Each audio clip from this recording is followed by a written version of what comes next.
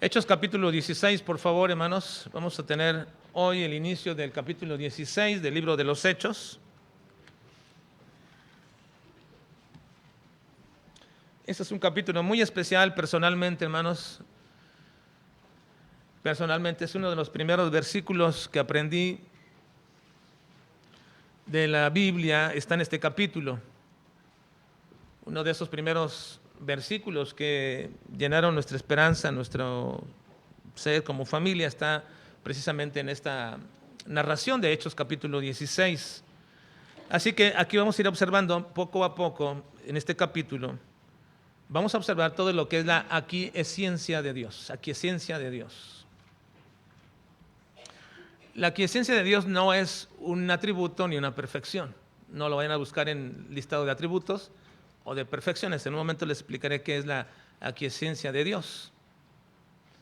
Pero vamos a ver durante todo el capítulo esta manifestación de Dios. En los versículos 1 al 5 que vamos a ver esta mañana, vamos a ver la aprobación de Dios en lo que son nuestros deseos y nuestras decisiones. La aprobación de Dios en nuestros deseos y en nuestras decisiones. ¿Cómo saber que lo que se está gestando en mi corazón, en mi vida, y que luego me lleva a tener ese deseo, un plan, y después de este plan a comenzar a implementarlo y a tomar acciones? ¿Cómo saber si esto está de acuerdo y Dios está de acuerdo con lo que estoy haciendo, pensando o deseando? ¿Cómo saberlo?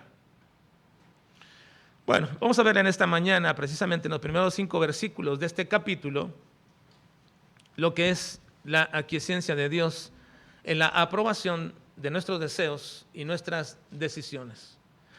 Ahora quiero decir, hermano, lo siguiente: tenemos el mayor medio de comunicación entre Dios y nosotros. ¿Cuál es el mayor medio de comunicación por el cual Dios nos deja ver su voluntad en nuestras vidas? ¿Cuál es? Su palabra. Es indudable, su palabra, la palabra santa. Allí encontraremos, por supuesto, siempre todo lo que Dios ha querido decirnos y quiere decirnos.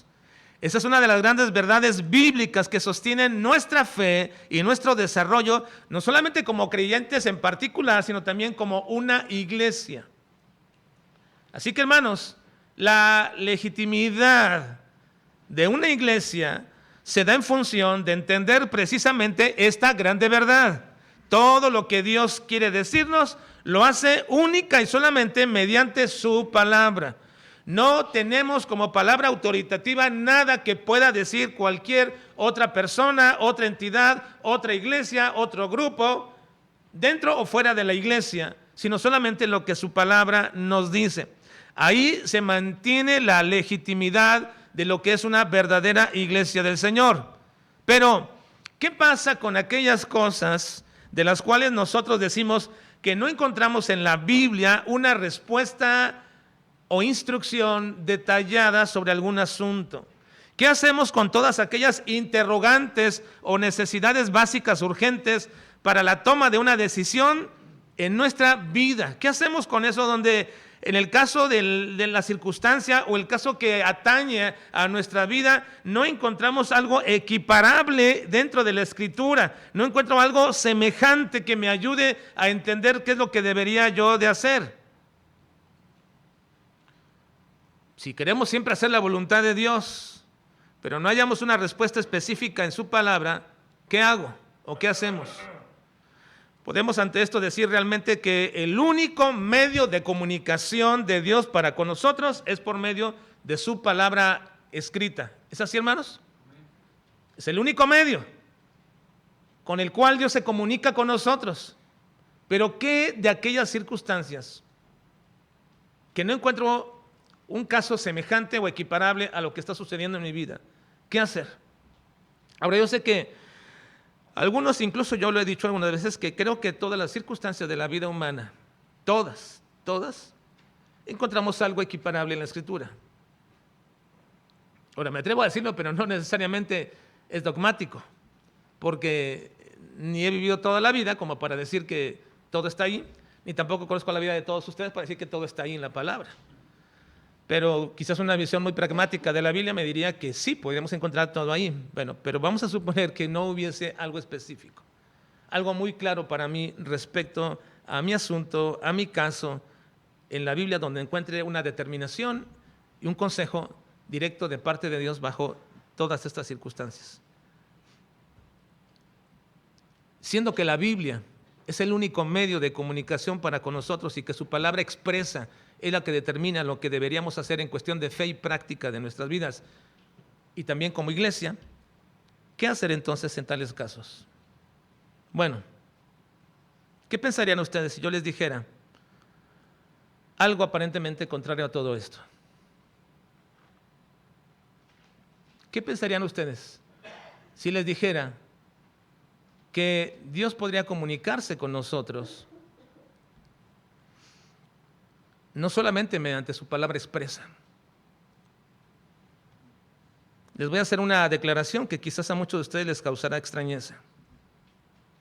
¿Qué tal si les dijera que no solamente Dios se ha comunicado con las palabras habladas a sus siervos? Palabras que de manera explícita ellos entendieron y que luego para nosotros, que también las pudiéramos tener, fueron escritas esas palabras para que también perduraran para nosotros. Pero, ¿qué pasa si les dijera que no es la única forma como Dios se comunicó con ellos, con aquellos profetas, con aquellos apóstoles? Ustedes dirán, bueno, la Escritura dice que también por sueños y por visiones y de otras formas Dios se comunicó con ellos. De hecho, si la Biblia lo dice, en Hebreos capítulo 1, versículo 2, dice lo siguiente: en estos postreros días, versículo 1, por favor. Dios, habiendo hablado muchas veces y de muchas maneras en otro tiempo a los padres por los profetas, en estos postreros días nos ha hablado por el Hijo. Versículo 2, ¿verdad? Nos ha hablado por el Hijo, a quien constituyó heredero de todo y por quien asimismo hizo el universo. Usted dirá, bueno, la Biblia sí dice que Dios habló no solamente de manera directa a los profetas, sino que también lo hizo por medio de muchas maneras. Y en la Biblia se explica que por visiones les habló también, y la Biblia dice que también por sueños les habló y todo esto. Pero hermanos, no me estoy refiriendo a eso. No me refiero a eso porque la forma en que Dios les habló a los profetas, como nos dice el libro de Hebreos, no es de ninguna manera ya hoy día válida ni legítima para que nos hable Dios así. Ya no. Dios ya no nos habla por visiones ni por sueños. Ya no.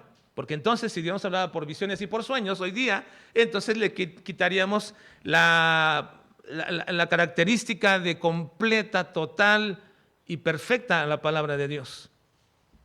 No me refiero a eso, hermanos. Cuando yo digo que Dios les habló a los profetas o a los apóstoles o a aquellos que escribieron la Escritura y que la pusieron para nosotros, no me refiero a las maneras como les habló en cuestión de sueños y de visiones. A lo que yo me refiero, hermanos, en esta mañana, y que es la misma manera que Dios les habló a ellos, también nos puede hablar a nosotros hoy día, no es por medio de la palabra explícita y escrita, pero que a la vez esa forma tampoco está separada de la palabra explícita y escrita, no es ajena a ella. Lo que yo me refiero, hermanos, es que Dios también habla por medio del silencio. Dios habla por medio del silencio. A veces nos sentimos abrumados y frustrados porque nos parece que Dios no responde a nuestras oraciones. Parece que ante nuestras circunstancias Dios guarda silencio en lo que nos está aconteciendo. Como dice el Salmo 83:1. Oh Dios, no guardes silencio, no calles. Oh Dios, ni te estés quieto. Lo que en realidad sucede, hermanos, es que no estamos capacitados aún o no hemos aprendido lo suficiente como para saber a escuchar o entender el silencio de Dios. Algunos llegan a pensar que Dios no les está prestando atención o que los está ignorando, pero es precisamente todo lo contrario. Dios nos está hablando por medio de su silencio. Recuerden ustedes a Elías, que estaba abrumado y sumido en una desolación y que Dios le habló o se hizo presente delante de él precisamente cuando escuchó un silbo apacible, y supo que era la presencia de Dios en su vida, de tal manera que cuando él estaba tan humillado, cuando él estaba tan frustrado en su vida, incluso deseaba morirse, de pronto se levanta al entender la presencia de Dios ahí, se levanta una vez más y continúa con el ministerio que Dios le había dado. Una vez más retoma el esfuerzo y el aliento para continuar. Recuerden ustedes al Señor Jesucristo, que en la cruz del Calvario preguntó al Padre de por qué su abandono. No hubo palabra. Pero ese silencio, hermanos, en aquella tarde, no solamente fue entendible para Cristo, sino también hoy día es tan entendible y es la confirmación más grande que podemos tener, la más importante que cualquier palabra que pudiésemos escuchar respecto a la obra de Cristo para nuestras vidas. Es precisamente que la salvación y la redención fue aceptable al Padre. Y hubo silencio, y hubo tinieblas, no hubo respuesta para Cristo. La aquiescencia de Dios, hermanos, significa simplemente una manifestación de acuerdo, de aprobación y de confirmación de Dios. La aquiescencia o aquiescencia de Dios es simplemente eso.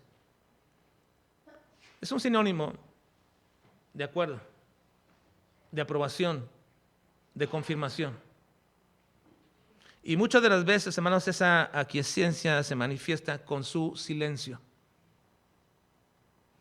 Dios no dice nada, no se manifiesta de manera inmediata, simplemente guarda silencio, porque está de acuerdo con el deseo y con la decisión y las acciones que se están llevando a cabo. Pero no siempre, hermanos, no siempre el silencio de Dios significa eso. Dios mismo es quien nos dice que no siempre su silencio es que está de acuerdo con ello. No, Dios no actúa bajo el dicho de que el que calla, otorga. No es así. Dios también dice que su silencio es un tiempo de paciencia porque viene la ira y el juicio sobre aquellas acciones que estamos llevando a cabo. Miren el Salmo 50:21 dice: estas cosas hiciste y yo he callado. Pensabas que de cierto sería yo como tú, pero te reprenderé y las pondré delante de tus ojos. No siempre el silencio de Dios es una aprobación a lo que estamos haciendo. Entonces, ¿cómo saber, hermanos? ¿Cómo saber nosotros que el silencio de Dios en nuestros planes, en nuestras implementaciones, en nuestros deseos, en nuestras decisiones, cómo saber si es una aprobación de Dios o es simplemente un momento de espera porque vendrá sobre ti juicio sobre lo que estás pensando y determinando hacer? Lo importante, hermanos, es saber qué significa el silencio de Dios respecto a nuestros deseos y nuestras decisiones. A lo largo de este capítulo, en el capítulo 16, veremos que Dios confirma cada cosa que se va haciendo y veremos cómo Dios va palomeando o dando el visto bueno en su agrado a las decisiones tomadas por Pablo y sus compañeros, y lo hará de manera explícita, de forma muy visual otras veces, y otras veces de manera muy sensitiva. Pero en esta ocasión y en esta mañana veremos cómo Dios manifestó su aquiescencia, su aprobación, con silencio. Vamos a verlo. Versículo 1, por favor, al versículo 5. Versículo 1 al versículo 5. ¿Están ahí? Leamos, dice: después llegó a Derbe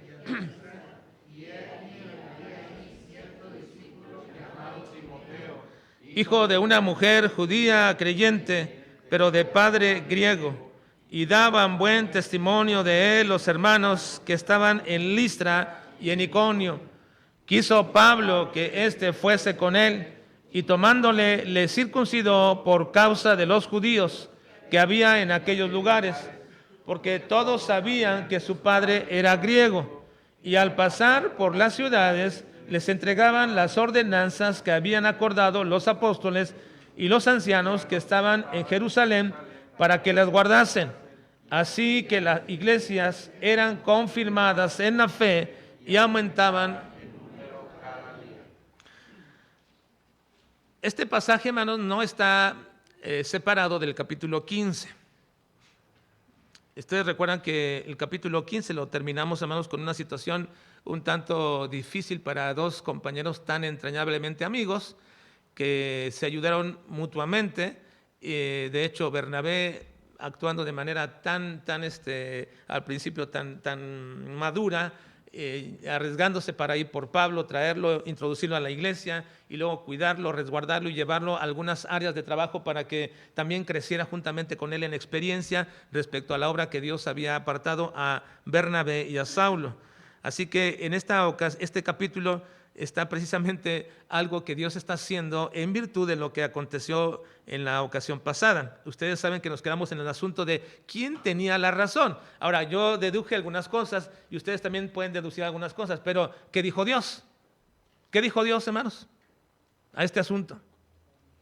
Nos hubiera gustado saber que Dios hubiera mandado a decir a un profeta: Pablo, te estás equivocando, o Bernabé, reconsidera lo que estás haciendo. La toma de decisiones de ellos y sus deseos, de alguna manera, no tuvieron una respuesta explícita de parte de Dios. Así que la gran discusión entre Pablo y Bernabé, y ante la decisión de Pablo de separarse de Bernabé, hubo silencio de parte de Dios. Ahora, Pablo tomó a Silas para sustituir a Bernabé. Dios no expresó su opinión o dictamen ante esta situación, dado que pensamos haberlo hecho, porque ¿quién fue el que apartó para esta labor inicialmente a Bernabé y a Saulo, hermanos? ¿Quién los apartó a ellos? El Espíritu Santo. Y es muy enfática esta parte. Dios apartó al Espíritu Santo y le habló a la iglesia y le dijo: apárteme a Saulo y a Bernabé y a Saulo para la obra a que los he llamado. Fue una determinación de parte de Dios. Y hoy vemos al apóstol Pablo tomando una decisión de disolver el equipo que Dios había conjuntado y al mismo tiempo escoger a un nuevo acompañante, desechando a Bernabé y tomando al que él parecía que él era mejor, que era a Silas. Ustedes dirían: qué osadía del apóstol Pablo, porque esta labor que estaba haciendo no era cualquier cosa. Era el inicio, hermanos, era el inicio de una labor muy importante para la iglesia en todos los siglos restantes y hasta hoy día.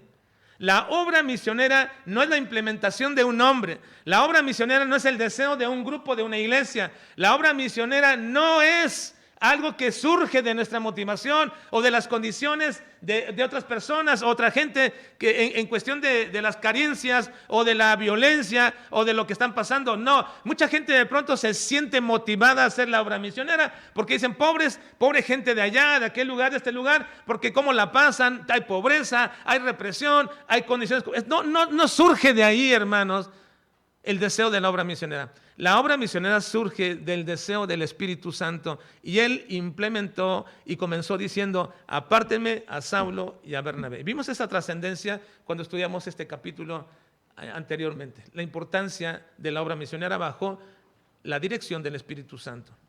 Y ahora diríamos: qué atrevimiento del apóstol Pablo en disolver lo que Dios había juntado. Y no solamente eso, sino en suplir él a alguien que fuera con él, que fue Silas. Así que Pablo no solamente hizo esto, sino que aún más fue conformando un nuevo equipo para esta labor grandiosa. Le parecía a Pablo que un acompañante, como al principio había dispuesto el Espíritu Santo, no era suficiente. Así que entonces ya no tendría de acompañante a Bernabé, entonces escogió a Silas. Pero si no tendría como ayudante a Marcos, entonces también debería escoger a otro. Y vean por qué aquí hay, respecto a estas cosas importantes que debemos nosotros analizar. Y al final veremos, ¿fue esto o no aprobado por Dios? Aquí hay algo importante que tenemos que analizar en el escogimiento de un nuevo ayudante. Pablo escoge a Silas en lugar de Bernabé. Y en lugar de Marcos, ¿a quién escoge? ¿A quién más? Timoteo. Este capítulo escoge a Timoteo. En el versículo 1 dice: después llegó a Derbe y a Listra, y aquí había allí un cierto discípulo llamado Timoteo, hijo de una mujer judía creyente, pero de padre griego. Así que Derbe y Listra, hermanos, eran uno de los lugares donde mejor habían sido recibidos Pablo y Bernabé en su primer viaje misionero. Incluso nos dice el libro de los Hechos en el capítulo 14, versículos 20 y 21, que en Derbe había ya muchos discípulos por cuestión de esa primera labor. Dice versículo 20, 21, dice, pero rodeándolo los discípulos se levantaron y entró en la ciudad, y al día siguiente salió con Bernabé para Derbe, y después de anunciar el evangelio en aquella ciudad, en Derbe, y de hacer muchos discípulos, volvieron a Listra, a Iconio y a Antioquía. Y la expresión hicieron muchos discípulos quiere decir que hubo una gran cantidad, no 10, no 20, una gran cantidad de gente que creyó. Así que en este pasaje nos menciona que precisamente vuelven, y Pablo tiene el deseo de volver a estos lugares porque allí había una gran cantidad de creyentes que necesitaban ser confirmados en la fe. Ahora también nos dice que precisamente en aquellos lugares en Listra habían sido incluso tan aceptados que los habían confundido con dioses de la mitología griega. Y al parecer decían que uno era Júpiter y el otro era, no me acuerdo otro dios que dicen que eran, ¿cuál? ¿Neptuno? No, Neptuno no. Mejor Mercurio, ¿verdad? Mercurio, el que llevaba la palabra. Era Mercurio el que llevaba la palabra precisamente respecto a esto. Entonces, al parecer algunos opinaban que esta visita que ahora Pablo está haciendo y que quiere llegar ahí es 5 años después de que la visitaron por primera ocasión. Así que ya habían pasado 5 años, había muchos discípulos, habían aceptado el evangelio en aquel lugar, y Pablo dice, vamos a volver a visitarles. Y ahí fue donde se originó la problemática. Quería visitarles para confirmarles, y entonces hubo esa problemática entre Saulo y Bernabé. Quería llevar a Marcos, no quería llevarlos, se separaron. Pablo escoge a Silas y Bernabé toma a Marcos y se van y se separan, y nunca más vuelven a colaborar juntos. Y al parecer la separación que tuvieron entre ellos no fue en buenos términos. Pero les digo una cosa, no terminó tampoco así. Sí terminó en buenos términos al último. Al final de la vida terminó en buenos términos, pero no se separaron en buenos términos.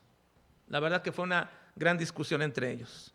Una discusión que incluso por la manera que se expresa en este sentido, hermanos, les había explicado en este punto, en la manera que se expresa de esta forma, fue creciendo esa discusión hasta el punto de que la palabra que se usa ahí es un momento muy álgido que incluso algunos piensan que pudo haber acabado hasta en golpes. Bueno, no me imagino a Pablo y a Bernabé golpeándose, no me imagino, ¿verdad? Pero era posible, porque era tan fuerte la discusión. Así que 5 años después de esto, llega Pablo y Silas a este lugar. Y ahí se encuentran con un joven muy servicial llamado Timoteo. ¿Quién era Timoteo? Bueno, dice el versículo 1 que Timoteo era hijo de una mujer judía y de un padre griego. Es muy común, hermanos, en comunidades como las nuestras, fronterizas, que hay una mezcla étnica. Es muy común. Entre los judíos, eso no está bien visto. Entre judíos, esa mezcla étnica no es nada bien visto. Recuerden que esa era la razón por la que los judíos y los samaritanos no se llevaban entre sí. Se tenían aberración, bueno, más bien los judíos hacia los samaritanos. Tenían una aberración por ellos porque se habían mezclado y habían perdido su pureza de sangre. Y así que es peculiar que nos diga que encontraron allí un discípulo, hijo de una mujer judía creyente, pero de padre griego. Ahora, en el versículo 2 nos dice que Timoteo había estado ya sirviendo al Señor, porque los hermanos daban buen testimonio de él, vean, y daban buen testimonio de él los hermanos que estaban en Listra y en Iconio. Así que Timoteo tenía un buen testimonio de parte de la iglesia en aquel lugar. Ahora recuerden, ese buen testimonio, hermanos, no tiene que ver con una solidez de vida moral, aunque la incluye. No tiene que ver con la conducta necesariamente, aunque está incluida. La palabra testimonio es martureo. Y martureo, hermanos, es una palabra que significa mártir, ser mártir. La palabra testimonio o un testigo es un mártir. Así es como se usa y se usó al principio. Alguien que muere por el testimonio de Cristo, en el caso de los cristianos. Así que en el subsiguiente o los subsiguientes mártires que tenemos después de Esteban, que murieron por Cristo, que fue llamado el primer mártir fue Esteban, y Cristo no es un mártir, porque Cristo no murió por sí mismo en el sentido. Pero en el sentido cristiano, un mártir es aquel que muere por Cristo. En el caso de los subsiguientes mártires que murieron, fue por causa de dar testimonio de Cristo. ¿Por qué murió Esteban? Porque dio testimonio de Cristo. ¿Por qué murieron todos los demás mártires y que fueron cientos y miles de mártires que murieron? Fue por causa de dar testimonio acerca de Cristo. Así que, hermanos, un testigo y un testimonio están implícitos. No significa la calidad de vida moral de un hombre, la incluye. No significa la buena conducta de un hombre dentro de la iglesia, lo incluye. El buen testimonio, hermanos, de un creyente es aquel que se ve y se le observa dando testimonio de Cristo en todas partes.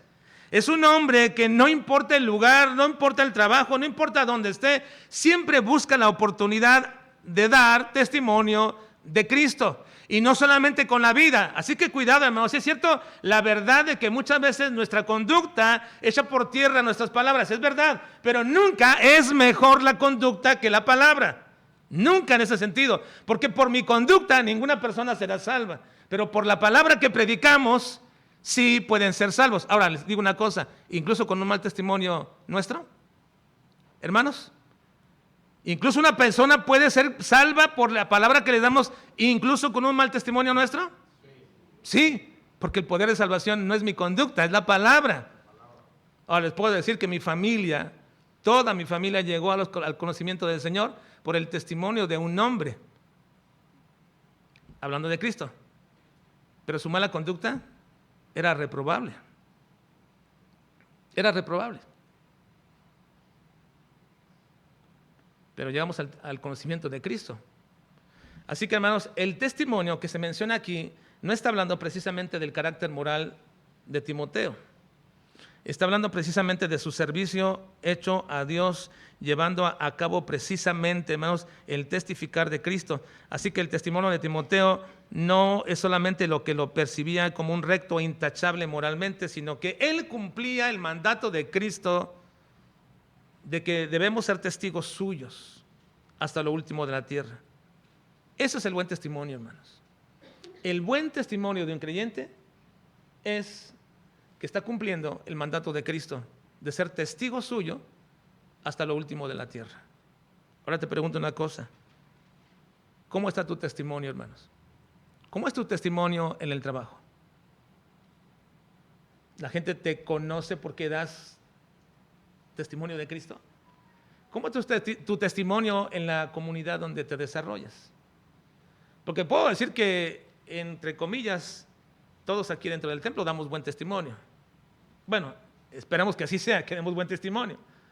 Ya sería, además, ¿verdad?, que no fuera así, pero entre comillas. Pero el verdadero testimonio, hermanos, es precisamente el hecho mismo de que estás cumpliendo el mandato del Señor Jesucristo de ser testigo, martureo, mártir de Cristo. No que mueras por Él, sino que des testimonio de Él a costa de todo. A costa de tu vergüenza, a costa incluso de que te hagan a un lado, a costa de cualquier circunstancia en tu vida que tú des testimonio. ¿Cuánto nos estamos esforzando por tener un buen testimonio de Cristo? ¿Te conocen ahí en la colonia alrededor como cristiano? ¿Sí? Y dirán, bueno, la verdad ni saben ni quién soy yo, ni nada de esto. Bueno, hermano, qué tristeza que de pronto la gente no tenga ese impacto donde nos desenvolvemos. Si vamos con amigos a jugar a alguna parte, que sepan que somos cristianos. Si vamos a alguna parte, a algún paseo con gente del mundo, que sepan que somos cristianos. Donde elaboramos, que sepan que somos cristianos. Pero no porque solamente decimos que somos cristianos, sino porque les damos testimonio acerca de Cristo. Ese es el buen testimonio. Ese es el buen testimonio, hermanos, que todos deberíamos tener. ¿Tenemos entonces un buen testimonio nosotros? Pregunto, ¿tienes un buen testimonio? Bueno, los hermanos aquí dicen que Timoteo tenía buen testimonio. Tenía buen testimonio. Ahora, Vean el versículo 3, y aquí llego a esta parte, hermanos, donde quiero resaltar un aspecto importante. El versículo 3, lean conmigo, dice: quiso Pablo, por causa de los judíos que había en aquellos lugares, porque todos sabían que su padre era griego. Ahora, hay algo aquí que nos confunde un poco, hermanos. En este pasaje hay algo que nos confunde un poco. ¿Cuál era la razón por la que Pablo y Bernabé habían ido a Jerusalén, hermanos, a tener esa controversia con todos los apóstoles en Jerusalén? ¿Cuál era la razón? ¿La cuestión de qué? La circuncisión. La cuestión de la circuncisión, ese era el problema. Pablo estaba tan enfadado, tan enojado. Estaba realmente, hermanos, él se sentía muy enojado por esta cuestión. Estaban yendo los judaizantes a decirles que tenían que circuncidarse. Y este es el asunto, hermanos. No era precisamente la razón por la que Pablo había ido con Bernabé y habían tenido esta controversia acerca de la circuncisión. No había Pablo peleado acerca de la ineficacia de la circuncisión respecto al creer en Cristo. No le había dicho Pablo a los Gálatas que quienes los obligaban a circuncidarse los estaban perturbando y que eran dignos de un juicio de parte de Dios. En Gálatas capítulo 5, versículo 1 dice: estad pues firmes en la libertad con que Cristo nos hizo libres y no estéis otra vez sujetos al yugo de esclavitud. He aquí yo, Pablo, os digo que si os circuncidáis, de nada os aprovechará Cristo. Y en el capítulo 2, versículo 10, bueno, el versículo 2, versículo 10 también ahí mismo dice lo siguiente, el versículo 10. Yo confío respecto de vosotros en el Señor, que no pensaréis de otro modo, mas el que os perturba llevará la sentencia quien quiera que sea, porque el asunto era la circuncisión. Así que nos confunde esta parte. Pablo era bien entendido de la circuncisión, nada, en absolutamente nada servía. ¿Por qué entonces Pablo dice que circuncidó? Vean lo que dice el versículo 3. Quiso Pablo que éste fuese con él y tomándole le circuncidó por causa de los judíos que había en aquellos lugares, porque todos sabían que su padre era griego. ¿Por qué entonces Pablo hizo esto, hermanos? Si él estaba totalmente en contra de la práctica de la circuncisión en este punto. Bueno, antes de explicar por qué hizo Pablo esto, déjenme decirles, hermanos, ¿de dónde provenía el asunto de llevar a Timoteo? ¿De una dirección del Espíritu Santo, hermanos? ¿De dónde provenía el asunto de llevar a Timoteo con ellos a la obra misionera? ¿Del Espíritu Santo, hermanos? Bueno, vean el versículo 3, ¿qué dice? Quiso Pablo que éste fuese con él. ¿De quién venía esto?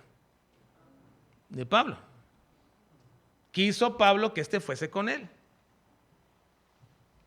Entonces, ¿de dónde venía la iniciativa y el deseo de Pablo para esto? Pues decimos de Pablo. Hemos visto hasta ahora que en la decisión de Pablo de separarse, no hubo instrucción de parte del Espíritu Santo para que dijeran, sepárense. En la decisión de tomar a Silas en lugar de Bernabé, no hubo instrucción del Espíritu Santo para decir, bueno, vayan, puesto que la labor que están haciendo es única y es importantísima, entonces voy a arreglar este asunto. No dijo el Espíritu Santo esto. Y ahora de llevar a Timoteo en lugar de Marcos, Dios no ha dado su parecer ante esta situación. No mandó a ningún profeta. No mandó a ningún profeta a decirle a Pablo que no estaba bien lo que estaba haciendo, como otras ocasiones sí lo hizo. No mandó a ningún ángel, como cuando a Pedro también le fue y mandó un ángel para decirle que iba a ser liberado. No tuvo Pablo ninguna visión de noche como la tuvo más adelante en la narración que vamos a ver más adelante, donde le dice a dónde tiene que ir. Así que no hubo de ninguna manera, ninguna forma en que Dios se comunicara con Pablo, ni por sueño, ni por profeta, ni por visión, ni por ninguna manera para decirle, Pablo, lo que estás haciendo está bien o está equivocado. Porque esta labor era importantísima y es lo que quiero resaltar, hermanos. No era cualquier acción.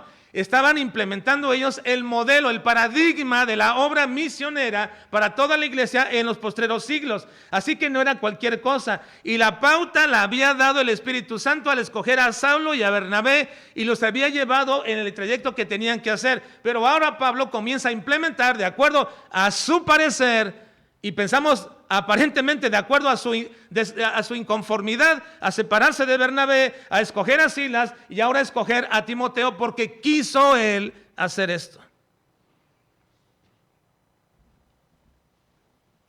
Y entonces no hubo palabra explícita de parte de Dios, simplemente hubo silencio. Ahora, una pregunta. ¿Ese silencio de parte de Dios indicaba que estaba bien lo que Pablo estaba haciendo? Hermanos, ¿ese silencio de parte de Dios indicaba que Pablo estaba haciendo correctamente en todo esto? Sí. Ese silencio de Dios es la aquiescencia de Dios, aprobando, dando su punto de acuerdo. Estoy de acuerdo con lo que estás haciendo. Y les diré por qué. Porque es así. Pero primero, tratemos de entender por qué Pablo hizo que se circuncidara a Timoteo. ¿Por qué Pablo hizo que se circuncidara a Timoteo? Timoteo, hermanos, era un judío, pero por causa de su padre gentil, no había sido circuncidado. Eso es claro, es evidente. Era judío por parte de su madre, pero su padre era un gentil griego y no había sido circuncidado. Y no porque este padre se lo impidiera, sino porque su padre, siendo un gentil, no había procurado ni había deseado que se circuncidara. Ahora, era la obligación de todo padre judío circuncidar a su hijo varón. Esa era la obligación de todo padre judío. Quien lo circuncidaba era el padre. Ahora, posteriormente, en las épocas, diríamos, de los patriarcas, así lo hacían. Todos los padres circuncidaban a sus hijos varones. Y esa era una manera tan explícita y tan clara de hacerlos hijos del pacto del pueblo. Pero con el tiempo, hermanos, con el tiempo esta ceremonia, o más bien esta práctica llegó a crecer como una especie de ceremonia muy, muy importante. Y cuando viene después el tiempo de la gran sinagoga con Esdras y con Nehemías, a partir de entonces comienza a cambiar un poco la costumbre. Ya no lo hacía necesariamente el padre, sino que el padre llevaba al hijo ante el grupo de la sinagoga, y era el encargado de la sinagoga en una gran celebración que hacía la circuncisión del hijo y lo hacía formar parte del pueblo del pacto. Ahora, pero aún así, lo que se hacía era que el padre era quien lo llevaba. No iba la madre, no iba la familia, no iban todos ellos. Eran solamente los varones a la sinagoga, y quien llevaba al hijo era el padre y lo ponía para que fuera circuncidado el niño. En este sentido, ¿por qué Timoteo no había sido circuncidado? Porque su padre era griego y él no podía entrar a la sinagoga. Y además, siendo griego, ni veía como importante que fuera circuncidado su hijo. Y si lo viera importante, pues no podía hacerlo. No podía entrar a la sinagoga, pero definitivamente vemos que Timoteo no había sido circuncidado. Así que entonces, por esta causa, Timoteo tenía delante de todos, y sabía delante de todos, de toda la comunidad judía que estaba allí, que era una comunidad cerrada a los judíos, todos sabían que Timoteo era un judío incircunciso. Así que entonces Pablo tomó el lugar de su padre y lo circuncidó. Lo llevó él a la sinagoga y lo circuncidó. Y nos dice que fue por causa de los judíos de aquellos lugares. Es decir, Pablo no quería que Timoteo fuera acusado de desacato a la ley judía, porque él era un judío y estaba obligado por las leyes judías a tener que circuncidarse para poder ser parte del pueblo del pacto. Esa era una obligación de todo judío. Y esta circuncisión de un judío no tenía nada que ver con la salvación ni con la problemática a la cual Pablo se había enfrentado anteriormente con Bernabé en Jerusalén. No tenía nada que ver. Simplemente está hablando de un judío que es llevado para cumplir con las leyes judías, no para salvación, simplemente para ser parte de ese pueblo del pacto y para ser precisamente metido o entendido o aceptado por todos los judíos. Siendo que era judío y no circuncidado, de alguna manera Pablo lo lleva, toma el papel del padre y lo hace para que sea aceptable como judío dentro de los judíos. Y nada tenía que ver con la circuncisión por la cual peleaba Pablo, porque la circuncisión por la cual peleaba Pablo era la obligación de los judaizantes de que los gentiles se circuncidaran, no los judíos. Los judíos tenían la obligación por la ley, pero la condición o circunstancia que estaba pasando, por la cual peleó Pablo y Bernabé al principio, era porque querían obligar a los gentiles a circuncidarse. Así que entonces no estaban judaizando con Timoteo, Simplemente Pablo lo que estaba haciendo era cumplir con la ley que debía haber cumplido su padre, pero por supuesto que su padre era un griego, no lo hizo, y entonces Pablo asume el papel de padre. Y por eso ustedes van a ver después que la relación de Pablo con Timoteo es de padre e hijo. ¿Se acuerdan? Continuamente le llama así a su hijo, porque entonces cobró esa relevancia de relación entre ellos. Ahora, este es un caso contrario con Tito. Tito era un gentil. Y vean lo que dice Gálatas capítulo 2, versículo 3. Mas ni aun Tito, que estaba conmigo, con todo y ser griego, fue que obligado a circuncidarse. Ahí sí Pablo dice, no, Tito no va a ser circuncidado, porque él es un gentil y él no necesita de ninguna circuncisión. Él no tiene que ser parte del pueblo judío. Ni estamos judaizándolo, ni estamos haciéndolo parte de esa manera. No está haciéndose un judío. Él es un griego que ha creído en Cristo y es salvo por la pura fe y por la pura gracia de Dios.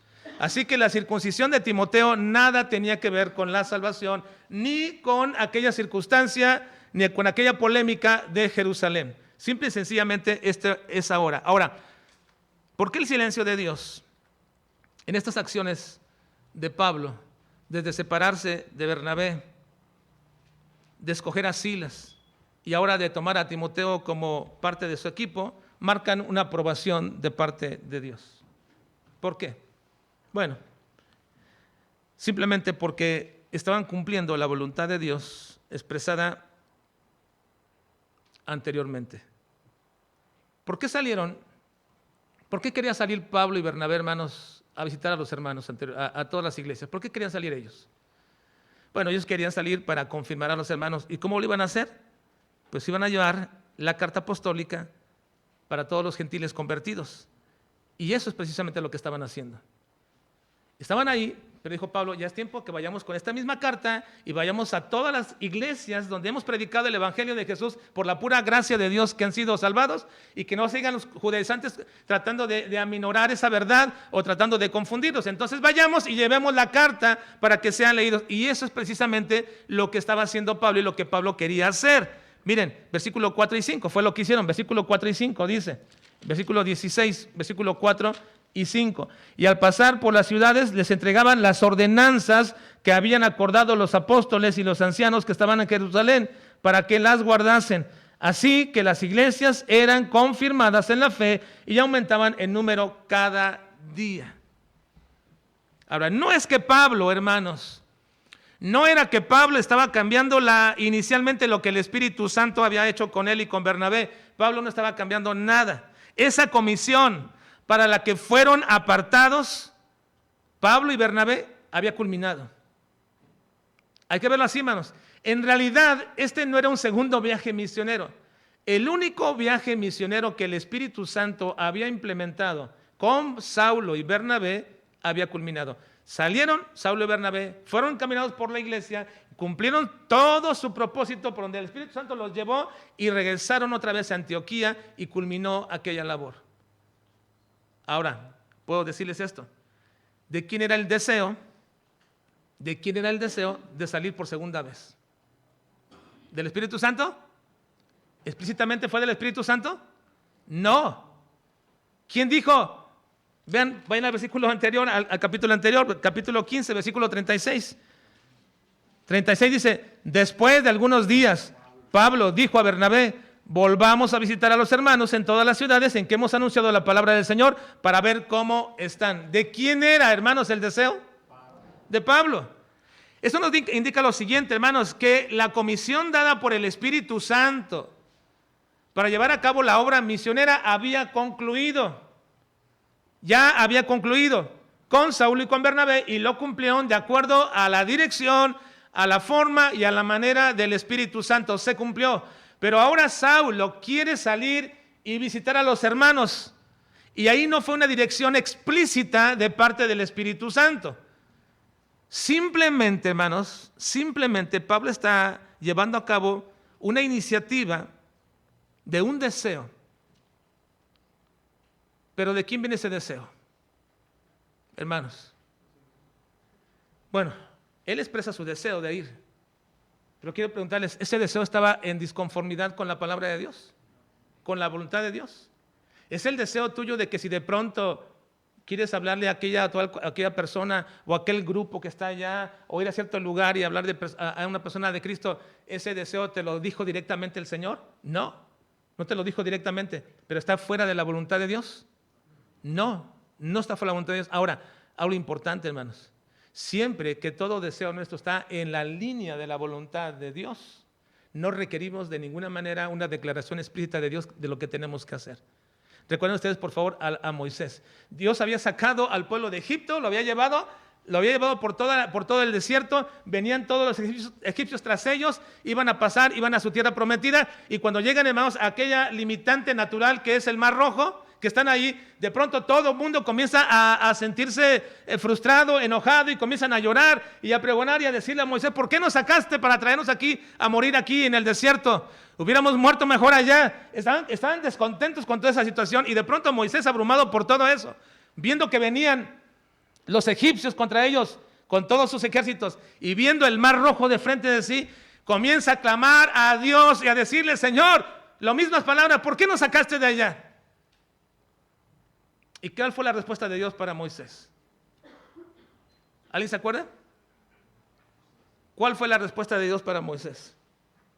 Le dice: ¿por qué clamas a mí? ¿Por qué clamas a mí? Pasa este río.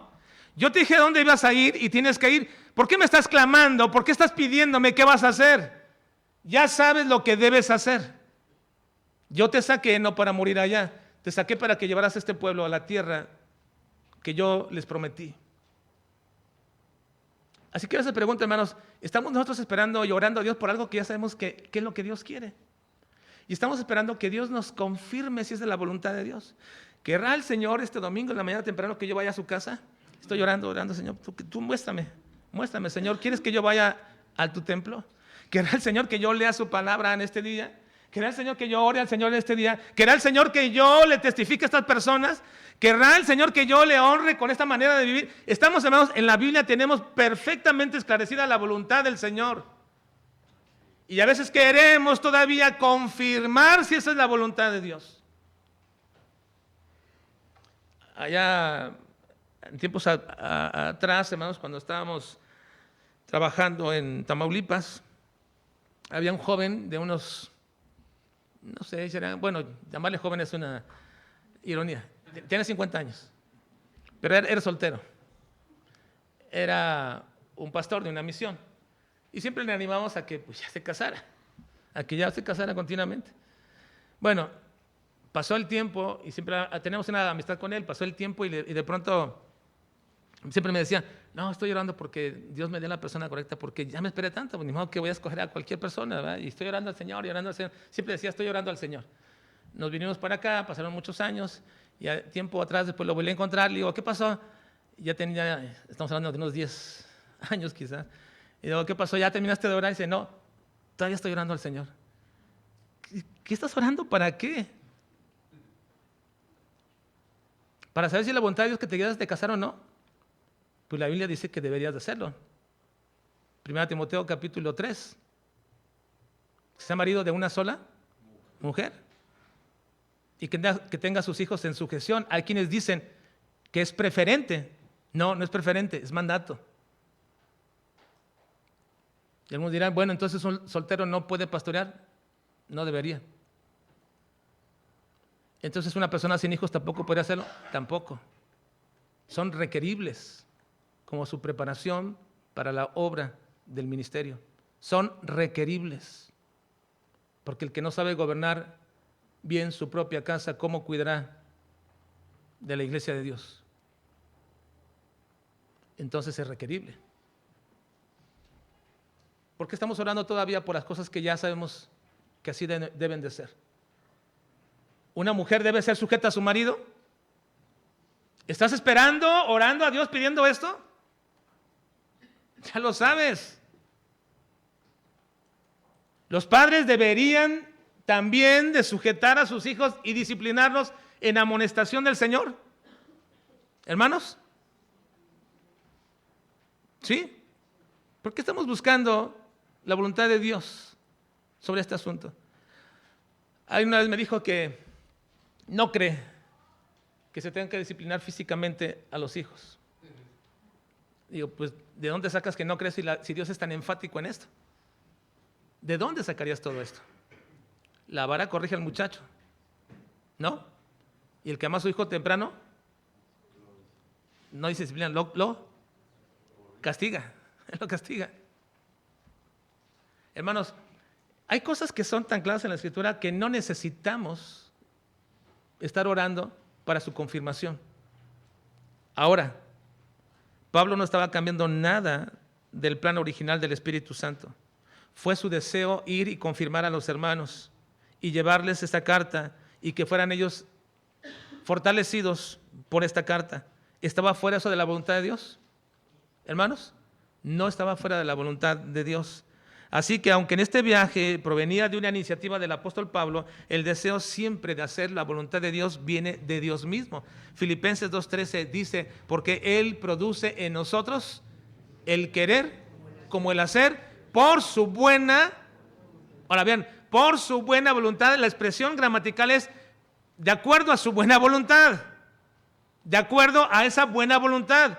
Dios produce en nosotros el hacer como el querer, pero no es mi deseo de lo que yo quiera hacer y después decir, Dios me lo dijo. No, ¿cómo sabes que Dios te lo dijo? ¿O cómo sabes que proviene de Dios? Porque está de acuerdo a su buena voluntad. No va en contra de su voluntad, no va en contra del mandato del Señor, no va en contra, no rompe absolutamente nada, está de acuerdo a su buena voluntad.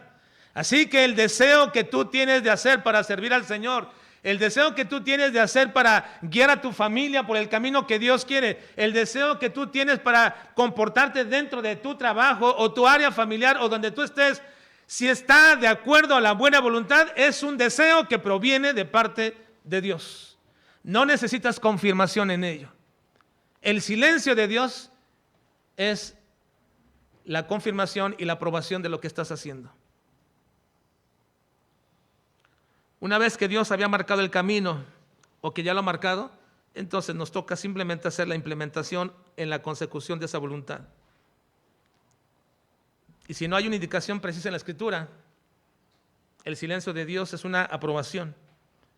En este primer párrafo, hermanos, del pasaje que estamos estudiando de todo el capítulo 6, vemos la aquiescencia de Dios con su silencio. Ahora culmino preguntándote, ¿estás tomando una decisión actualmente? ¿Estás llevando a cabo algunas acciones en un plan que ya tienes? ¿No hay en la Escritura nada que estés transgrediendo? ¿No hay nada explícito en la Escritura que tú estés sobrepasando? Entonces, el silencio de Dios es una aprobación tácita de que estás en su voluntad y sigue en ello. De lo contrario, espera el juicio de Dios. Vamos a orar, por favor.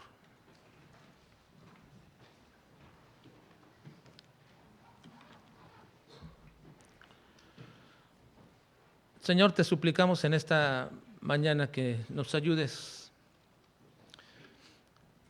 En primer lugar, Señor, a tener bien clara tu voluntad explícita, tus palabras declaradas para nuestra vida. Porque es en el marco de estas palabras, es en el marco de estas declaraciones en que tu silencio lo podemos entender, Señor. Te ruego en el nombre de Cristo que nos ayudes, Padre, para que nuestra vida y en nuestras acciones y en nuestras decisiones y deseos estemos plenamente seguros que estamos bajo tu voluntad, bajo tu dirección. Y que si no hay más que un silencio de tu parte, Señor, es porque en ello, Señor, estamos actuando bajo tu voluntad. Ayúdanos, Padre, a capacitarnos cada vez más en entender lo que está declarado en tu palabra y en aprender a escuchar también tu silencio. Ayúdanos, Señor. Te lo pedimos en Cristo Jesús. Amén.